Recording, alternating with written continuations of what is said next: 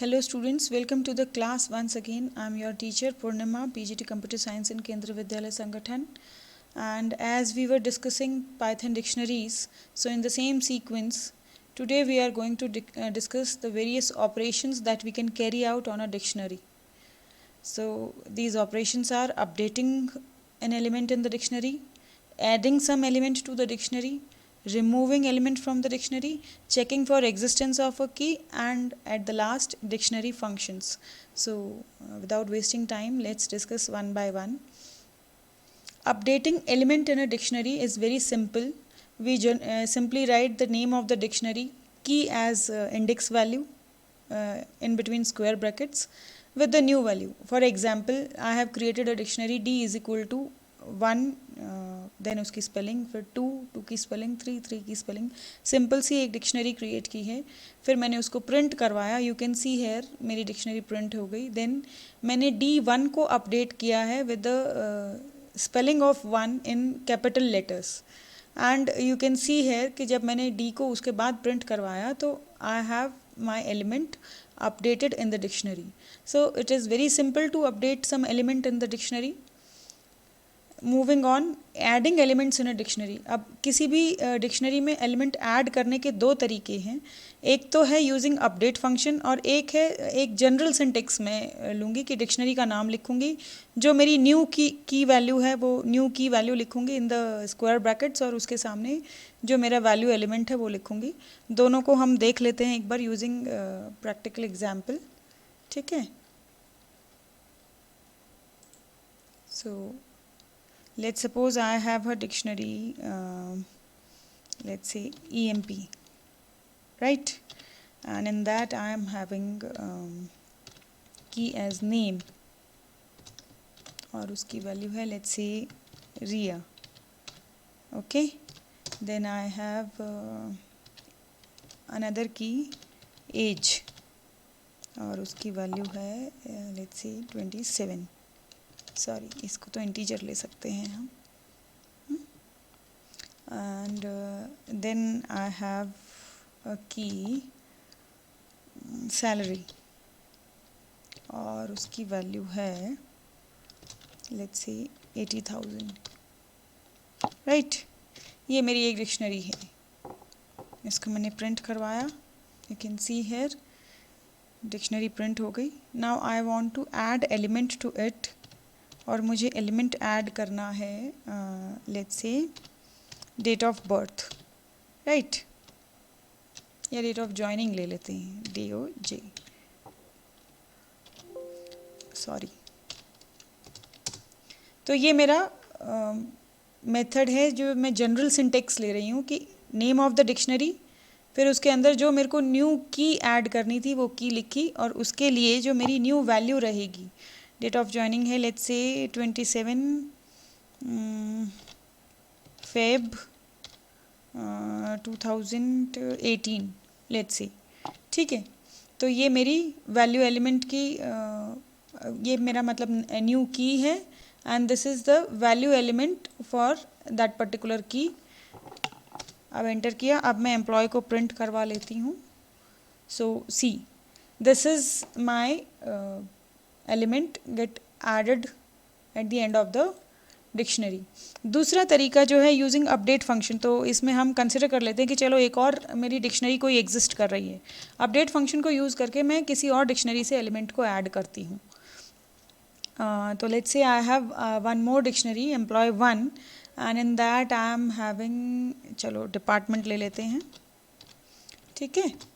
And department is let's say human resource.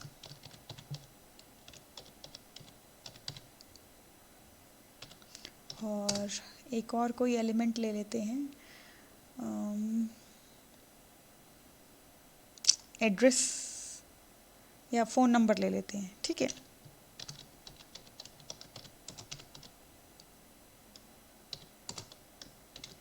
और उसकी value कुछ भी ले लेते हैं, 99999900.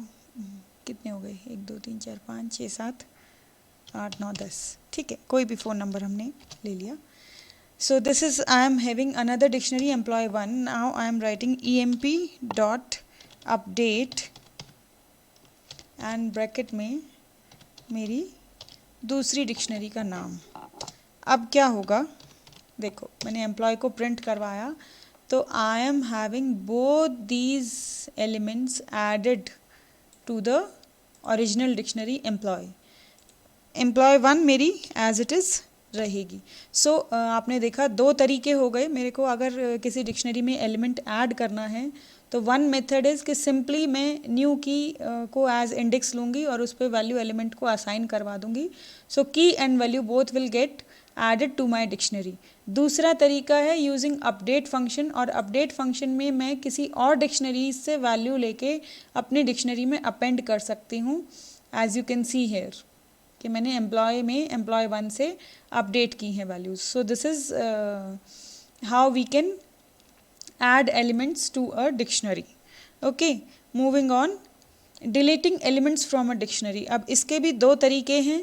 एक तरीका है using del कीवर्ड, उसमें मैं simply del dictionary name and की, तो मेरा की वैल्यू पेयर जो है वो पूरा का पूरा डिलीट हो जाएगा। इसको फिर से प्रैक्टिकली देख लेते हैं हम, राइट। जैसे मेरी डिक्शनरी है d इज इक्वल टू, हम चलो अब ऐसे ले लेते हैं, 1 इज़ 0 से लेते हैं, ठीक है। 0 is Sunday, comma 1 is Monday, comma 2 is Tuesday, 3 Wednesday,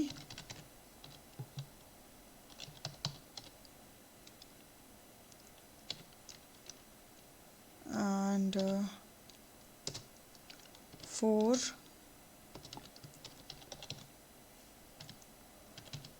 Thursday,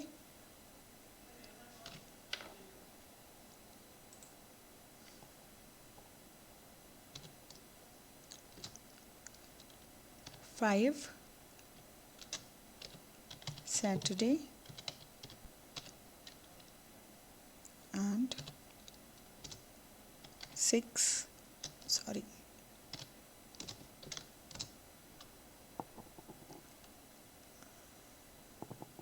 Monday, Tuesday, Wednesday, Thursday, Friday रह गया, सॉरी, यहाँ पे कर लेते हैं फ्राइडे, ठीक है। And then 6 is Saturday, right. तो ये डिक्शनरी मैंने क्रिएट कर, सिंटेक्स एरर कहाँ आ गया, उफ कॉमा लगाना भूल गई, सॉरी। दो ही एलिमेंट्स ले लेते हैं, ठीक है, बहुत लंबा हो जाता है।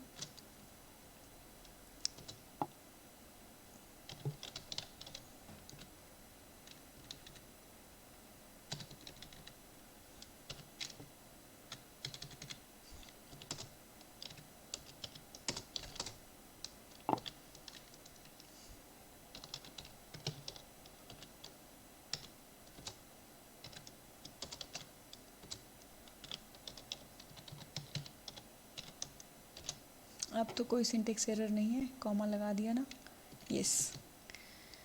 तो ये डिक्शनरी मैंने क्रिएट की, ठीक है। अब मुझे अगर डिलीट करना है लेट्स से ट्यूसडे को, तो मैं लिखूँगी डेल डी एंड क्या सिंटेक्स था मेरा कि मैं डेल डिक्शनरी नेम एंड की वैल्यू वो लिखूँगी, ठीक है। तो डेल डिक्शनरी नेम और की वैल्यू मेरी क्या थी, 2। अब मैं प्रिंट करती हूँ डिक्शनरी को, सी इट इज़ रिमूव्ड। दूसरा तरीका है using pop method.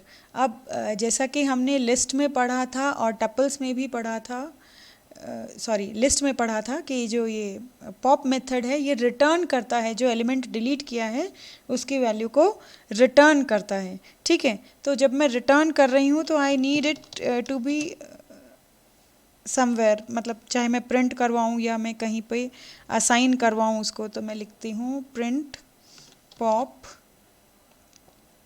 Sorry dictionary name D dot pop, और मैं किसको पॉप कर रही हूँ, लेट्स से मैं पॉप कर रही हूँ 1 को, राइट, ब्रैकेट क्लोज। तो इसने इंडेक्स वैल्यू को नहीं प्रिंट करेगा, इंडेक्स वैल्यू मतलब कि ये की को प्रिंट नहीं करेगा, सिर्फ जो वैल्यू एलिमेंट है उसको रिटर्न कर रहा है, ठीक है। तो और अगर सपोज़ मेरी की एग्जिस्ट नहीं करती हो, तो जैसे अब एक ही एलिमेंट रह गया, तो हम फिर से डिक्शनरी में ऐड कर लेते हैं एलिमेंट, ठीक है। मैंने 1 को किया ना, तो 1 पे ही हम मंडे ऐड कर लेते हैं।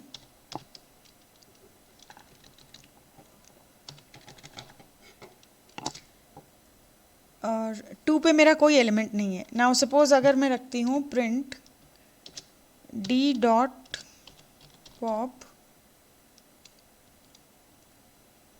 अगर आप यहाँ पे प्रिंट नहीं भी लिखेंगे तो भी चल जाएगा, बिकॉज़ ये ऑटोमेटिकली जो वैल्यू रिटर्न होगी, ये कमांड लाइन है ना, ये शेल मोड है, मतलब अगर स्क्रिप्ट मोड होता तो फिर वहाँ पे प्रिंट लिखना पड़ता या उस वैल्यू को कहीं असाइन करवाना पड़ता। तो मैं किसको पॉप करना चाह रही हूँ अभी, लेट्स से मैं 2 को पॉप करना चाह रही हूँ, और 2 एलिमेंट जो है, मतलब 2 की जो है वो मेरे इसमें एग्जिस्ट नहीं कर रही है डिक्शनरी में। तो देखो एरर मैसेज दे रहा है। अब ये तो जो पाइथन का एरर मैसेज है वो है, अगर लेट्स सपोज मैं चाहती हूँ कि मेरा कोई पर्सनलाइज्ड एरर मैसेज आए, तो उसमें I can give that message after comma,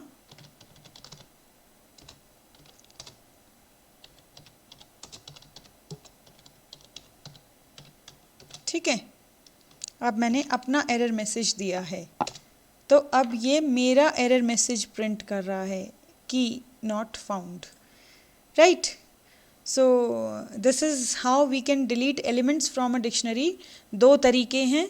पहला है कि मैं सिंटेक्स यूज़ करूँ कि del name of the dictionary with index value, जो की वैल्यू जो होगी उसकी इन बिटवीन स्क्वायर ब्रैकेट्स, और दूसरा तरीका है यूजिंग पॉप फंक्शन। तो पॉप मेथड यूज़ करके डिक्शनरी नेम डॉट पॉप की, और ये मैसेज जो है ये ऑप्शनल है, आप देना चाहें दे सकते हैं, नहीं देना चाहें ना दें। तो जब मैं मैसेज नहीं दूंगी तो जो मेरा पाइथन का डिफ़ॉल्ट मैसेज है वो मिलेगा, और अगर मैं अपना मैसेज कोई दे दूंगी तो मेरा मैसेज प्रिंट हो जाएगा, इन केस अगर की नहीं मिलती है। तो अगर की मिल जाएगी तो ऑब्वियसली वो उसको पॉप आउट कर देगा, and the element will get deleted from the dictionary, ठीक है। So this is how we can delete elements from a dictionary. Next we have checking for existence of a key in the dictionary.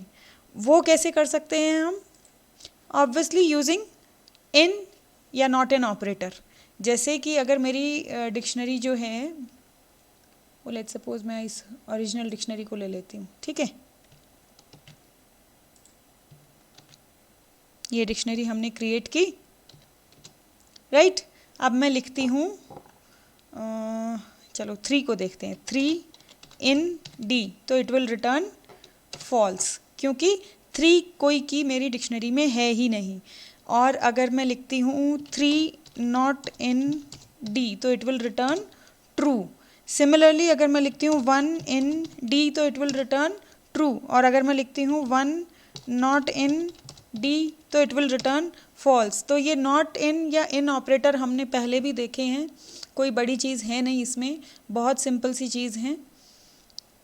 True या false return करेंगे depending upon कि मेरी की जो है वो डिक्शनरी में एग्जिस्ट कर रही है या नहीं कर रही है।